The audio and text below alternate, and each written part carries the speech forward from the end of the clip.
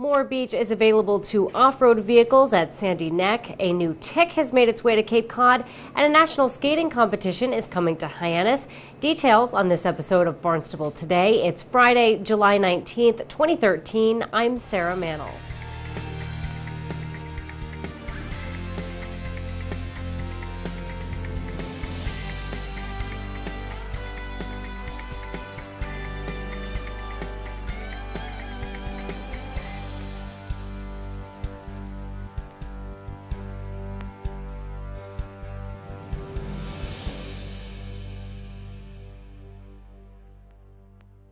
1.8 miles of beach at Sandy Neck is now available to off-road vehicles. Park manager Nina Coleman says that's good for this point in the summer. We were able to fledge one chick. The nest that was holding the beach closed did fledge right after the 4th of July, so we were able to open up to 1.4 and then 1.8 shortly thereafter. So we're sitting really good right now. We are expecting some big tides this weekend, so people really need to think about the tide and not come down right at high tide. We may need to close that beach down an hour on either side of the tide just for safety's sake. There is a new visitor to Sandy Neck this summer. Coleman said officials recently spotted the Lone Star tick on Sandy Neck trails. It is a southern tick, and it does come with a different array of potential diseases. The ticks that were collected off of Sandy Neck are getting tested right now, so we don't even know if they're carrying anything.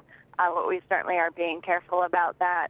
But what I'm making sure everybody understands is that these ticks are not located on the front beach. So folks that are recreating on the public beach or on the off-road beach, you're not going to be coming in contact with these ticks. It's they're like our other ticks. They like the shrubby, dense, wooded habitat. So really the folks that will be coming in contact with their habitat are berry pickers, researchers, my staff, unfortunately, folks that are hunting Sandy Neck, like getting right up and into the dunes, which, you're not allowed to do unless you're doing those specific activities.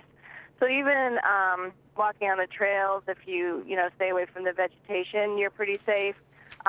They are recommending all the usual tick precautionary measures, tucking your pants in, wearing light colors, if you're hiking on the trails, and dousing your legs with tick repellent will be a way to, reduce your possibility of having one of those tick bites, and really any of the other tick bites that can happen on Cape Cod. So it's the same procedures. But we're taking we're trying to educate everybody about it. It's unlikely, like I said, that people will even come in contact with the habitat, but it's important that people know about this additional concern, because it's a different tick, and obviously people will, particularly like the medical community, is going to have to get up on the new potential issues, unfortunately, as this tick spreads out in its habitat. Coleman says the Lone Star tick is easy to identify. The tick is larger in size than ticks normally found on Cape Cod, and females have a white dot on their backs. The U.S. National Figure Skating Competition will be held at the Hyannis Youth and Community Center in August. General Manager Joe Izzo says the event brings skaters from across the country to participate. Bourne Skating Club, which is a skating club that skates out of Bourne, Massachusetts, here on Cape Cod, is the host of this event. And what it is, it's a national figure skating event for, I know I'll get this wrong, but it's like dance teams. They'll synchronize dancing and like team activity. There'll be probably 350, 400 skaters who come in, and it's all age groups from 7 years old all the way up to 20-something, and they'll come in and they will compete. It's a competition on the national level, so different clubs from throughout the country will come, from California and from Texas and Florida and everywhere. Will come into Cape Cod for 5 or 6 days and compete here at the HYCC, and we are honored and thrilled to have them here, and we're really excited about it. Izzo says the Hyannis Youth and Community Center was designed to accommodate large-scale events like this one. And we have been extremely fortunate here at the HYCC. I mean, we're blessed with this incredible building that has so many amenities that these different clubs, whether it's Bourne Skating Club or Yarmouth Ice Club, will go and solicit United States Figure Skating to host these events here. So Bourne Skating Club did it in 2010. They put in a bid for it. The bid process takes over a year. It takes about a year and a half. So they put in an application about a year and a half ago and said, we'd like to host this event again. We want it at the HYCC. Here's what they have to offer: 2 rinks, 10 locker rooms, amenities up the wazoo. So they put in the application, they were awarded the bid, and now we work with Bourne Skating Club to help sort of make it all happen. Hosting national and international skating and hockey events helps the center bring in money. It's definitely a source of revenue for us. You know, we sell the ice, we cover the ice cost, and on top of that, really, it allows us to help grow our figure skating program because it allows our kids, the kids who are learning to skate here, the toddlers all the way up to the high school kids, to see a national event, an event sanctioned by United States Figure Skating right here in their rink, in the same Butler rink or the same Kennedy rink that they practice every Saturday during the year. Now they see world-class skaters doing it, and you know, there's nothing better than that, than showing kids an opportunity of something in the future. And whether it's ice skating, figure skating, or hockey, men's, women's, whatever it may be, that's one of the really great things about the HYCC, is that we bring so many different activities to people here on Cape Cod. The U.S. National Figure Skating Competition will be held at the Hyannis Youth and Community Center August 1st through the 4th.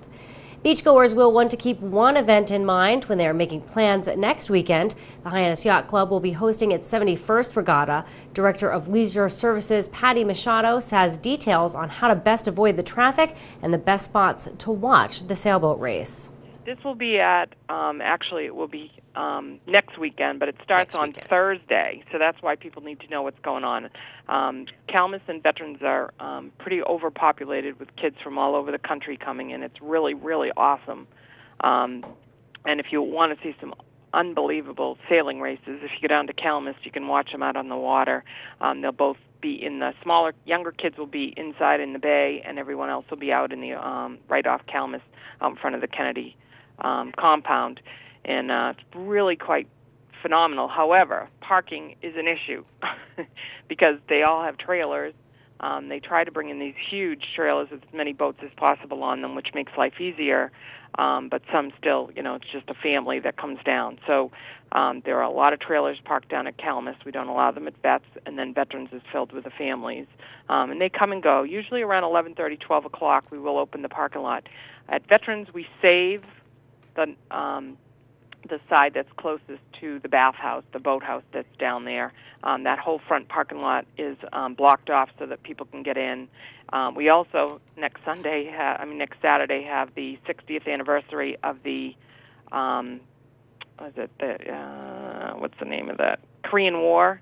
Is the anniversary of the end of the Korean War, and so that's going to be a huge event too. So there's a lot happening down in that area. So if you don't want to get messed up in a lot of traffic and some craziness, pick another beach for this weekend, that weekend, next weekend, starting Thursday. It's Thursday, Friday, Saturday, Sunday.